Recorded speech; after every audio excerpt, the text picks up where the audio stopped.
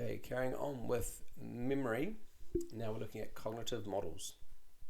We're going to look at the multi-store model and the working memory model. So the multi-store model to begin with, by the end of today's class, hopefully students will know what it is, and really it's kind of nice, instead of just memorizing the model, get them to think conceptually. This model is explaining how a memory is formed, so can they understand that model.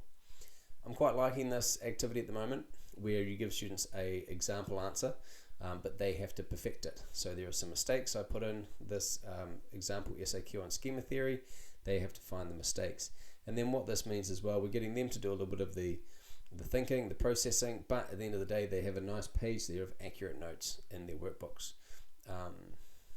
Okay, this is a fun one. Get students to think, pair, share about a vivid childhood memory.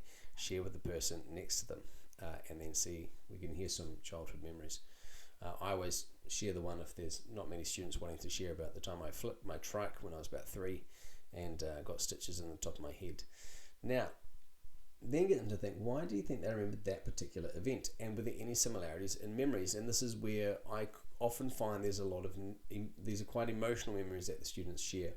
And this is kind of leading into factors that affect memory, biology and emotion.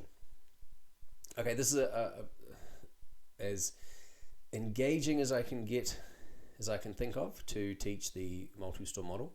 I've had good success with this.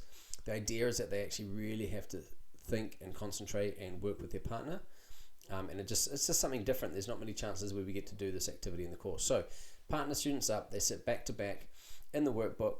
There's one reader, one drawer. In the workbook, the reader reads the description of the multi-store model of memory to their partner. Their partner goes to the back of the workbook, and there's a space there for them to try to diagram what their partner is saying. Give them probably 3 or 4 minutes, and then swap, and then they can swap over, and then they compare their answers to the book and see how they went. Chalk and talk, we can explain the multi-store model of memory. Okay, and this is just to help with that. Okay, now get them to see, again, we can use this straight into our exam answers if they can explain one of their own personal memories using the multi-store model of memory. Why do they remember that thing? Why would I remember flipping my trike, and can I use these concepts from the multi-store model to help with that? Okay, there's some space in the workbook, and I would give a couple of days. They can do this SAQ at home if you like. Describe a model of memory. They could describe the multi-store model of memory, and they use their childhood memory as an example. You know, I mean, at this point in the course, I would expect that would be about an hour's work tops, so probably 40 to 60 minutes of work. So you might want to spread that over a couple of nights. All right, that's the multi-store model of memory done. Coming up next, we'll look at the working memory model.